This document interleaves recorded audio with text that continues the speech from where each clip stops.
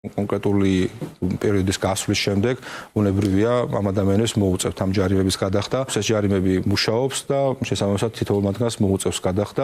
ვახტანგ გომელაურის მოადგილემ ამ ინტერვიუში პრაქტიკულად აღიარა, რომ ჯარიმების კანონით დადგენილი გასაჩივრების წესი ფორმალობა. სასამართლო ვერაფერს შესწვლის და ყველაფერი მაინც ისე იქნება, როგორც გომელაურის უწყება გადაწყვეტს.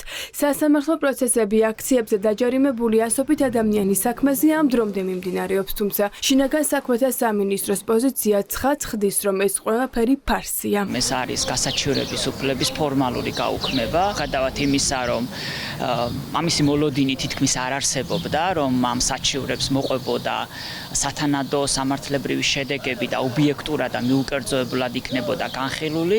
ეს განცხადება მიუთითებს იმაზე, რომ მათ ამ საჩივრების ბედი წინასწარ აქვთ გადაწყვეტილი. რა თქმა უნდა, ყველა საქმე არის ინდივიდუალური და ბუნებრივია იმის წინასწარ თქმა თუ რა ეწევა ამ საქმეს და მასთან დაკავშირებულ საჩივარს არის შეუძლებელი.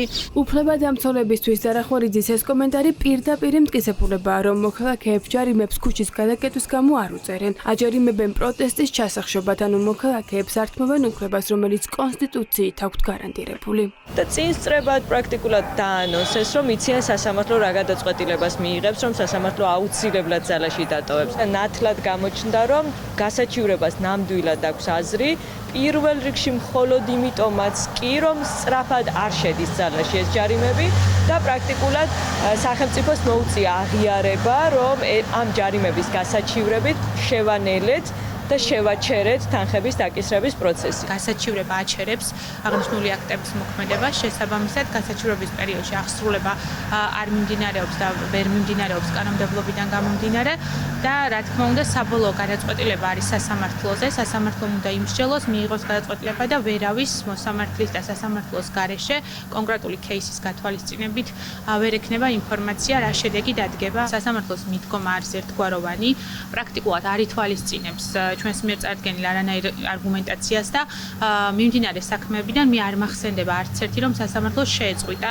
წარმოება. აქციის მონაწილეები უმეტესწილად ჯარიმდებიან იმისათვის, რომ რუსთაველის გამზირზე გადაკეტილ მაგისტრალზე გაიარეს. იქ, სადაც ჩაკეტილი გამზირის ორივე მხარეს პატრული დგას. ზოგი ჯარიმდება მაშინ, როდესაც აქციაზე საერთოდ არ იმყოფებოდა, ან მაშინ, როდესაც გზა არ გადაუკეტავს. წინასწარ რანაირად ასკვნიან, რომ ყველა ჯარიმა გადასახდელი იქნება, ანუ ყველა დამნაშავართ მაშინ, როდესაც არის ისეთი შემთხვევები, როდესაც ადამიანები იქ საერთოდ არ იყვნენ და იმ დღეზე აქვთ მისული ჯარიმები. მე მაქვს ორი ჯარიმა გზის გადაკეტვასთან დაკავშირებით, 16 თებერვლის და 18 თებერვლის. აქედან 18 თებერვალი არის ის დღე, როდესაც უამრავი ადამიანი იყო რუსთაველზე, ბიძინას დაბადების დღე იყო და დროები, როდესაც არის მითითებული გადაკეტვის, ეს არის დროები, როდესაც გადაკეტილი ქონდა თვითონ პატრულს ორივე მხრიდან გზა და შესაბამისად არანაირი მითითება იმაზე, რომ გზის სავალ ნაწილზე არ უნდა ყოფილიყავით. ჩემთვის არავის არ მოუწია, არც ერთი პატრული არ მოსულა და არ უთქვამს, რომ რამეს ვარ უღევდი, იქ არ უნდა ყოფილიყავით. სავარაუდოდ, ასობით საჩივარმა რეჟიმი დაღალა და პირდაპირ ეთერშივე გამოაცხადეს ასობით საქმის განაჩენი, რომელიც მომავალში უნდა დადგინდეს.